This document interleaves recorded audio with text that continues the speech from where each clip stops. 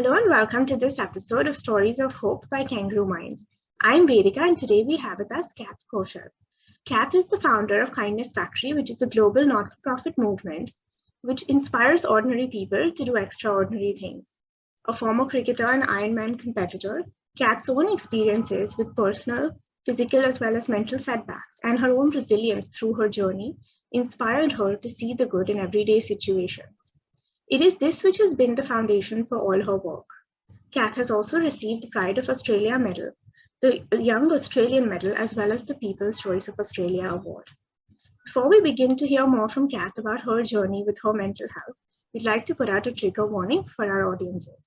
If at any point during this conversation, should you find yourself feeling triggered or distressed, we urge you to take a step back and look after yourself. Should you need any additional support resources, you can also find them on our website. And now, without taking much time, I'm going to hand over to Kath to share with us more about her story.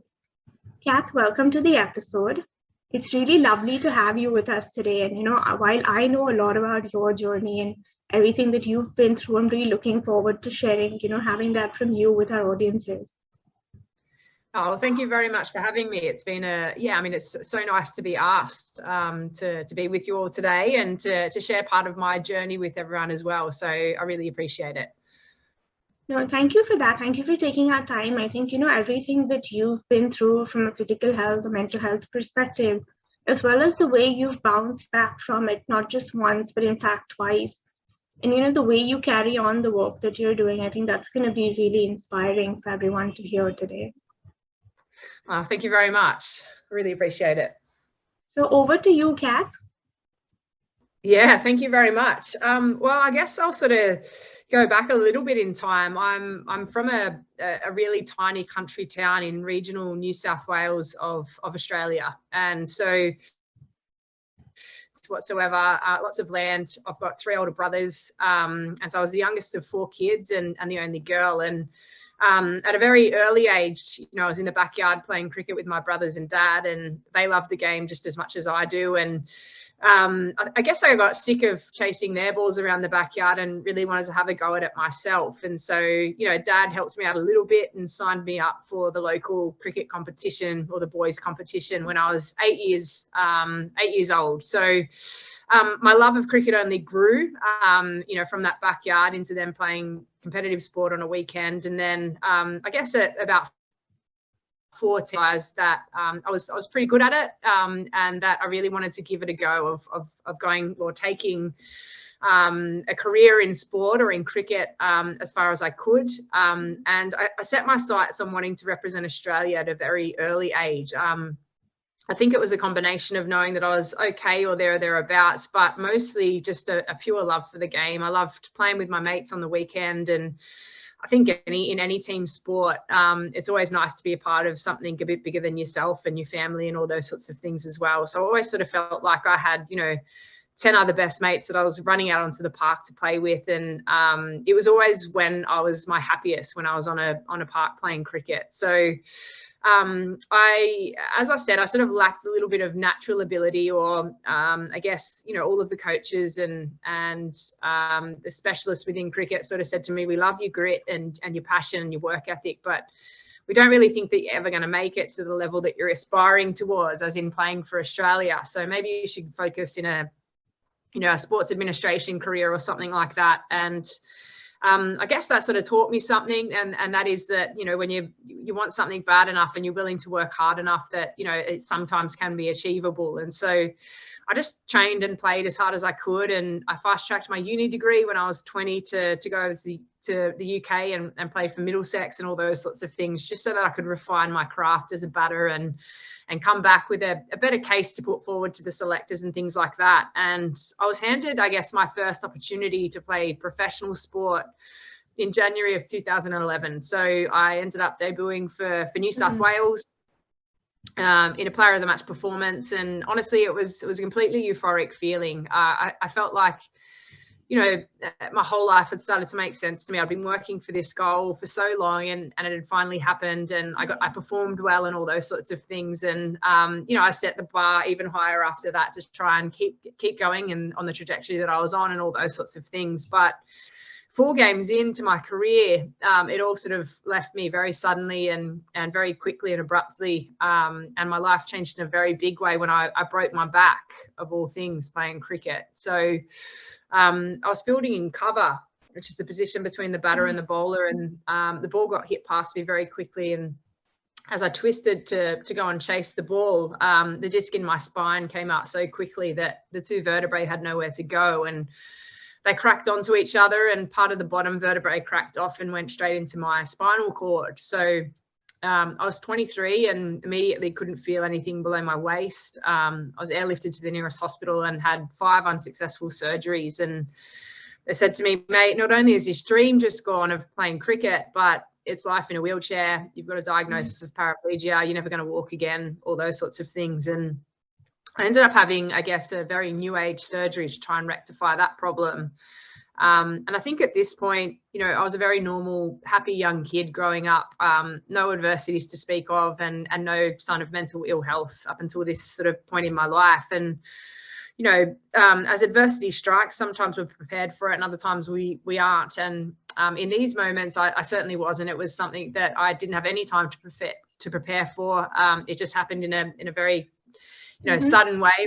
It was instant almost. And I don't think my mental health had declined too much at this point. I think the shock of it all, to be honest, protected me from a decline in my mental health at that point in time. And it was almost like I had to go into damage control a little bit and just have the surgery and get through it and recover and see if I could walk and feel and all those sorts of things. But I ended up having a very new age surgery to try and rectify the problem, which seemed to give us an immediate sense of relief in that some of the feeling came back to me. But there was a post-surgical complication that ended up seeing me come within hours of having my leg amputated, which made everything a lot more compounded and complicated, as you can imagine. And I woke up from more surgery after fixing that problem. And they said to me, look, mate, you're not out of the woods yet. You need to stay healthy and get these issues all sorted. And if you ever want a chance again at walking, you should go to rehab.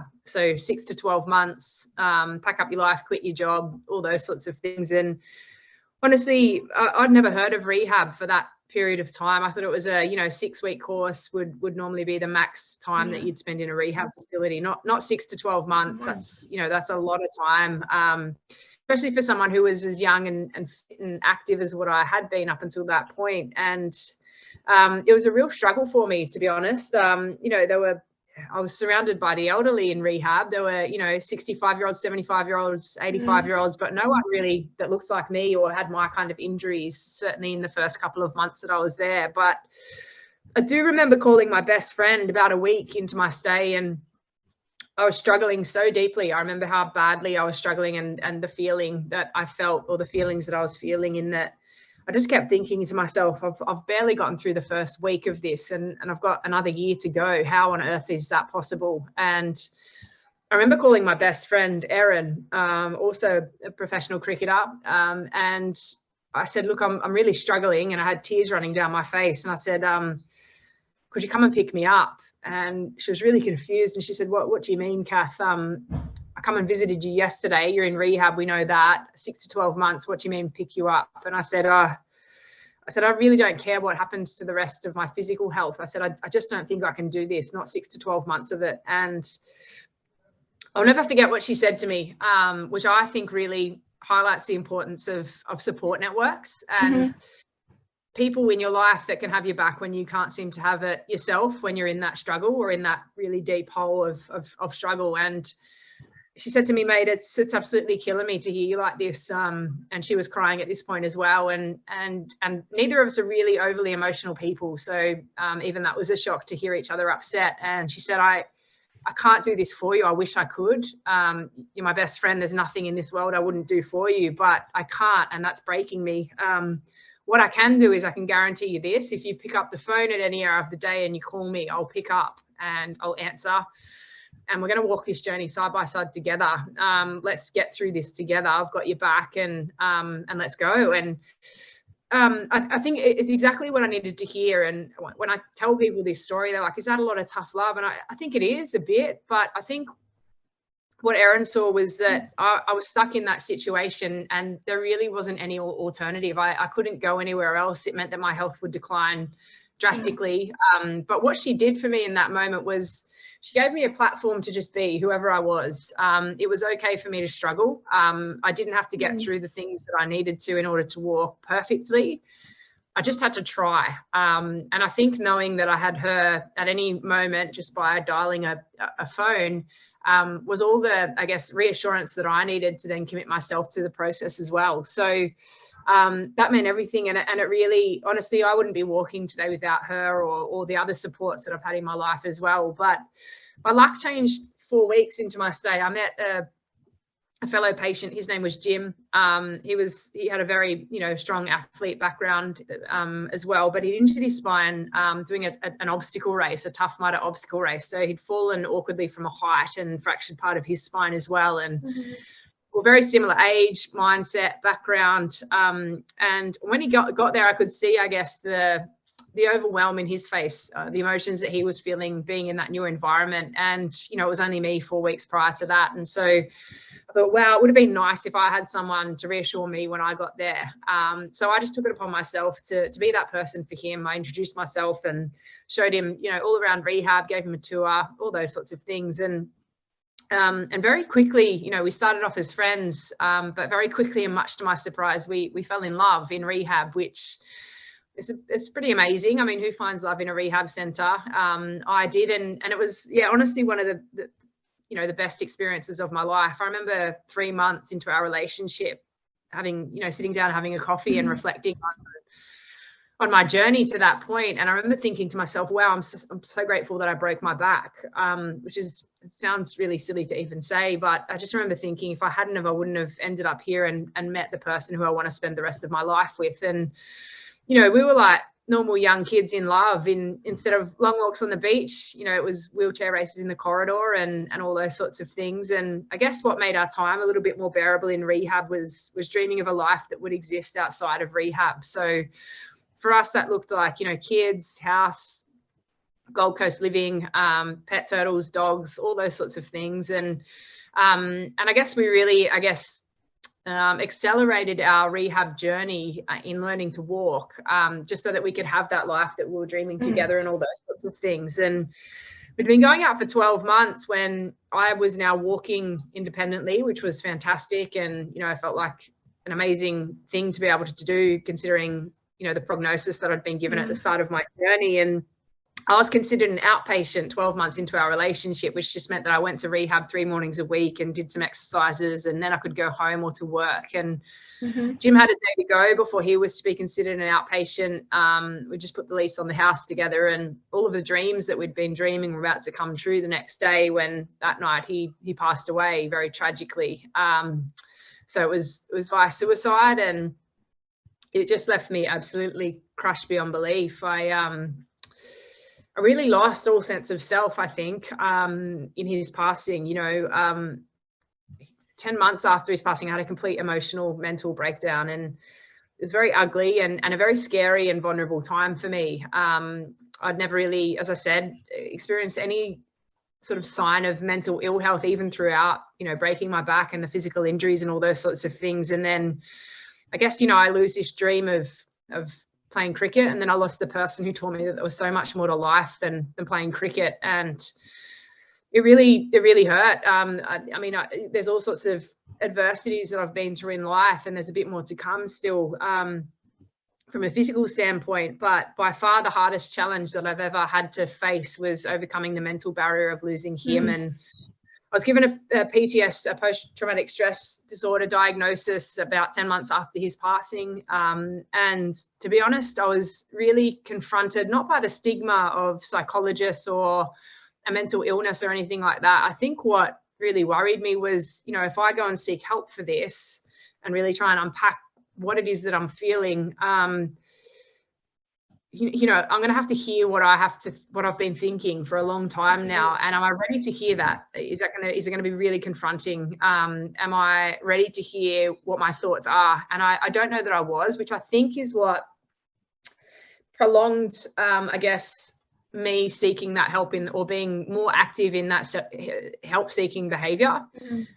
So it really had, for me, I really needed to hit rock bottom before I accessed the support that I needed. And I think hitting rock bottom and having the mental breakdown that I did, I found a few things. The first, I guess, the power of gratitude. I remember sitting down at a coffee table one day, and there was a piece of paper and a pen, and I don't know why I did what I did next, but I'm so glad that it happened. I picked up the pen and I wrote down a list of names of people who had ever helped me in my life, and I realized how very lucky I was, not in having gone through adversity, but more so the fact that I've never once failed to have support in my life. My family are amazing, my friends are phenomenal people as well, and they've always shown up for me. And I remember thinking, wow, I have been through a lot, but I'm so lucky to have the people in my life that I do. And I called every single one of those people just to say thanks. And there's a pretty cool saying about gratitude. I mean, we hear so much about it now, the science of it and all those sorts of things. But I say this thing about gratitude, feeling it and not expressing it is almost like thinking about your best friend's birthday, who's, their birthday's coming up, and you think, well, I wonder what they'd like for their birthday. So you go to the shop and you figure it out and you buy it and you put the gift wrapping on it and you put a bow on it and you go to all this effort of considering what it is that you think they might like, and then you take it home and you put it in their cupboard and you never give it to them. It's a bit of a waste, right? So what I now encourage people to do is, most of us have people in our life that we can be grateful for, or things even, or experiences that we're grateful for. If it's a person who's been in your life, like a sibling or a partner or a parent or a child even, have you told them? Yeah. Have you told them that their existence in your life matters and that you're grateful for their existence and what they've done for you? And almost always, whenever I share this on a stage somewhere, as I speak all around the world now, I can see people getting their phones out, and it's almost like they're texting that person to say, hey, I just wanted to thank you for, being in my life, and all those sorts of things, which is just so wonderful. I think the best part about gratitude is we don't have to face or suffer adversity before we use it, right? It's such a powerful tool, and there's so much science out there that suggests why it's so helpful. And for me, in that moment of rock bottom, when I went through that process of practicing gratitude and calling those people, my life wasn't suddenly amazing, don't get me wrong. It wasn't a quick fix or anything like that. I think I just realized that I was very lucky, and that so long as I surrounded myself with those people, that I'd be okay. And so I came back to Sydney, and in addition to many things, I'd started accessing the support of a psychologist, and we went on a 2-year processing journey of, I guess, all that I'd lost in physical capabilities, but also in the grief of Jim and all those sorts of things. And I think at the same time, my story had become quite public, and a lot of people would reach out saying, wow, it's an amazing story, and I'm so glad that you're still here today, and all those sorts of things. But, what have you learnt from this? If there's one thing that stands out to you, good, bad, or ugly, like, what is it? And for me, the answer's always been kindness. When you're in a wheelchair like I have been, and you can't reach a lift button, and a random stranger walks past and they see that struggle and they press that button for you, and it meant nothing to their day but everything to yours. I think those moments are so powerful. And I guess in saying or answering those people, I recognized that kindness had been a very key thing for me to be able to overcome the things that I had. I guess it made me more resilient. And so I decided in that moment that I would, being in the position of physically and emotionally well enough position to do so, that I'd give back some of the kindness that I'd received. So I started doing small things for other people, which is how Kindness Factory was born. It was a social media page where I would go out and buy a random stranger's coffee or their petrol or whatever it was, and people would share it on social media, and it got quite catchy, like lots of people wanting to sort of, like do the same thing and all that kind of stuff. And so life was good. I sort of committed myself, I guess, to this purpose of kindness. And it's always whenever I'm in a kind state, so either I'm giving or receiving kindness, my life makes so much more sense to me. And so I embraced that kind of lifestyle, which was great, and, raised a lot of money for charity and all those sorts of things, which was awesome. And I went back to rehab for a routine checkup with one of my legs, and got into a conversation with the doctors there, and they said, look, we're actually ready to discharge you for life. Like, you're going so well. We're really proud of your journey.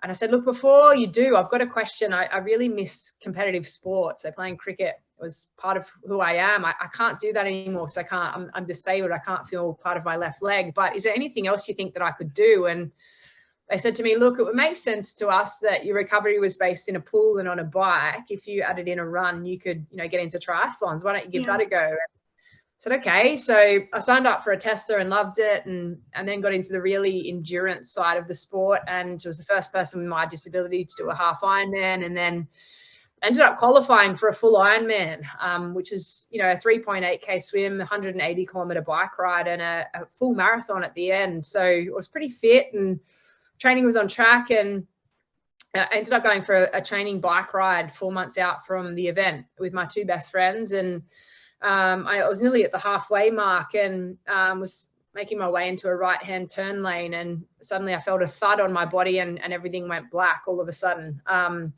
I got hit by a drunk driver from behind and broke my back again. So this time in 4 places. I shattered my left hip, broke my right wrist, and dislocated my neck. And I woke up from a coma 2 weeks later to the news that I was paralyzed and told that I would never walk again for the second time in my life. So I was pretty down and out, as you can imagine.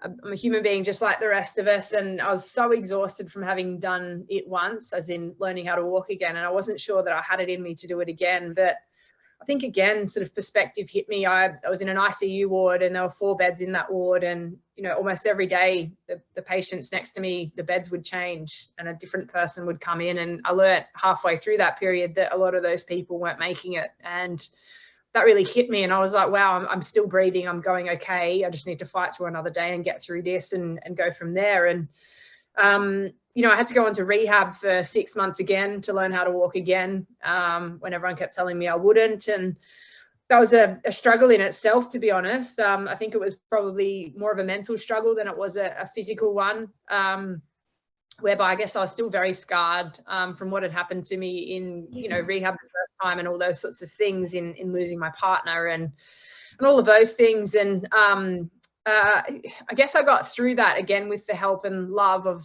people in my life who showed up for me. And I recognized when I was well enough to do so that kindness had saved my life once. Why couldn't it again? So I ended up leaving my home one day when I was well enough physically, with nothing but the clothes on my back. So no cash, credit card, food or water, and no help off immediate family or friends. I had to survive off of people, strangers essentially. And I didn't know if I'd last an hour or a week or however long would it be, but ended up on media stations all around the world, and 10,000 people reached out to help me. And I ended up traveling for 2 months to every single state in Australia. And it was one of the most amazing experiences of my life.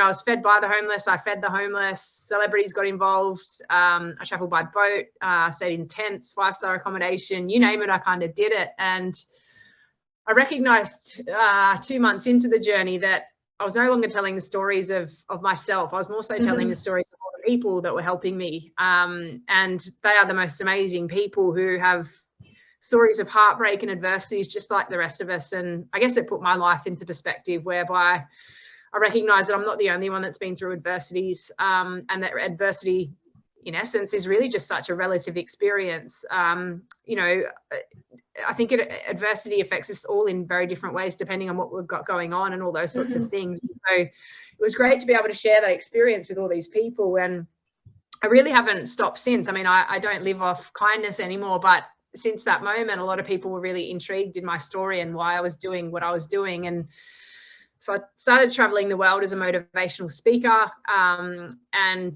set a goal to reach 1 million acts of kindness. So I think people were inspired by me doing kindness, and I was like, it's on all of us to do kindness, right?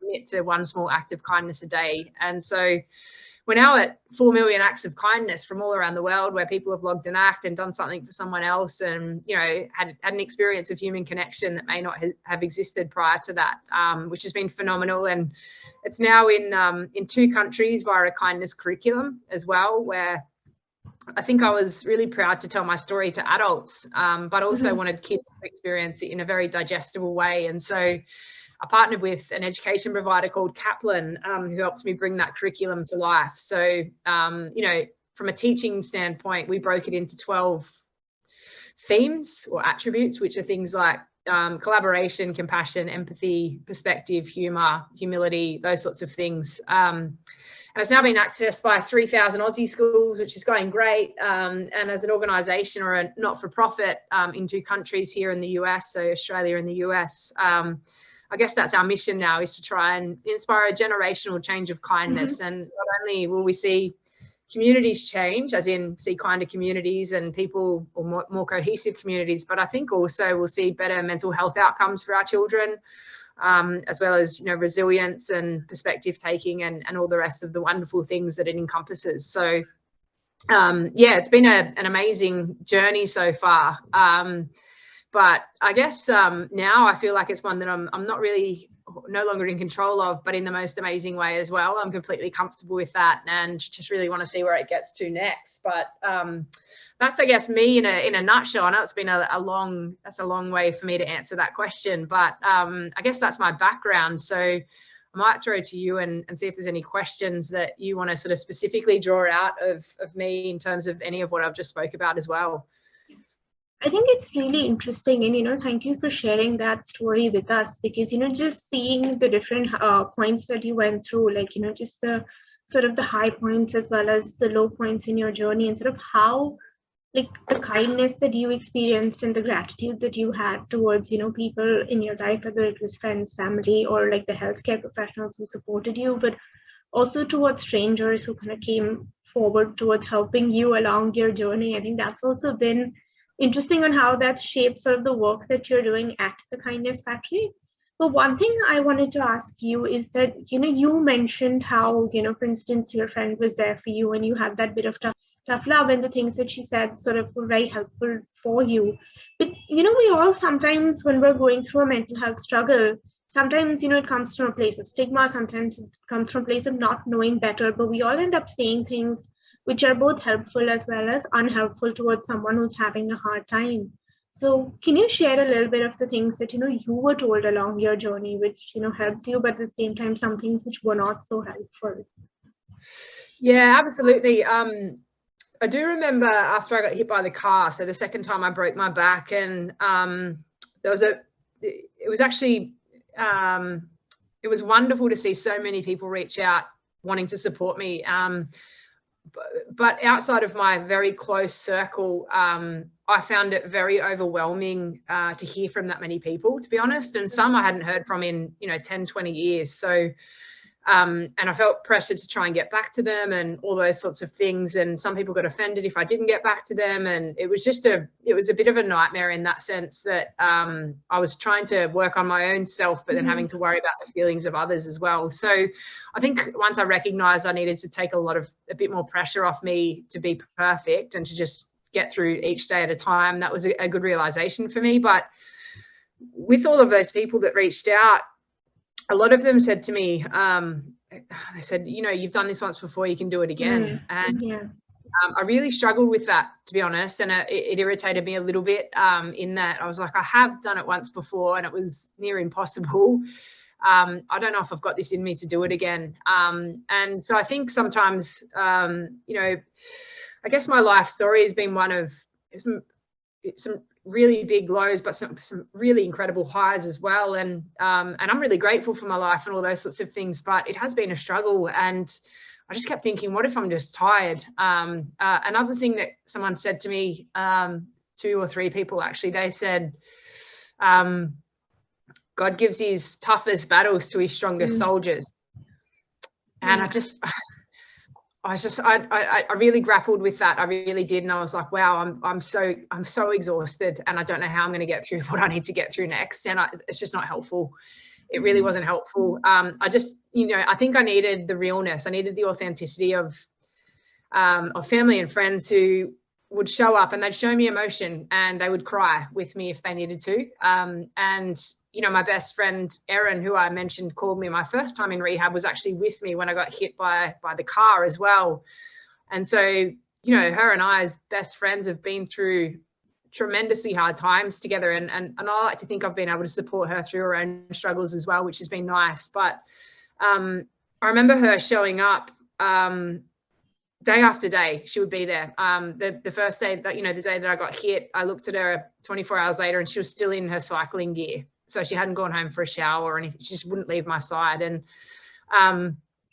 And day after day, she would show up and she would put on a strong front. And her partner at the time told me that she was devastated. So every time she'd get home, she'd break down into tears, and she was absolutely devastated for me having to watch her friend go through what I was. And I said, really? Because every time she shows up, I feel I've got to keep my, like, everything together, that I can't show the emotion to her because I don't want. And she's like, well, you two are doing exactly the same thing because you're trying to protect each other from your own emotions. And as soon as I knew that, the next time she came in, I just said to her, this is really hard. And I burst into tears, and so did she. And I think it was a great step for us to just go, let's just be really real about this.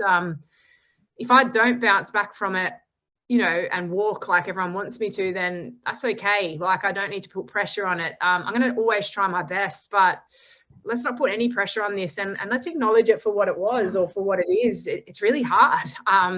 And I think the same applies to life in any situation. You don't have to get hit by a car or break your back for life to be hard. You know, it might be that you break up with a partner, or, you know, someone passes away, or a pet, you know, whatever it is that the struggle is, or you get some bad news, or, you know, there's a tough meeting at work, or whatever it is.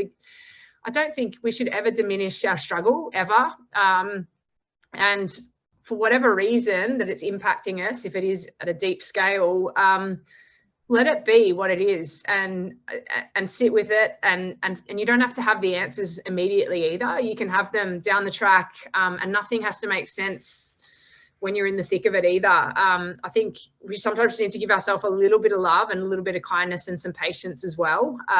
But yeah, there were a few things that sort of happened that were and weren't helpful, and you know, there are a few things, but I think as well, there's no animosity that I feel towards or against those people. More so, I think they were trying to be helpful, but just didn't really know how in certain parts. So honestly, the best thing that anyone ever did for me was just show up and hold my hand, and sat with me in the struggle rather than having words or finding words. And I think, you know, now I'd like to think, you know, I hear from a lot of people, some people that I know really well and others that I don't, who might share part of their struggle or their story with me. And I always sort of say to them, I don't have the answer for you.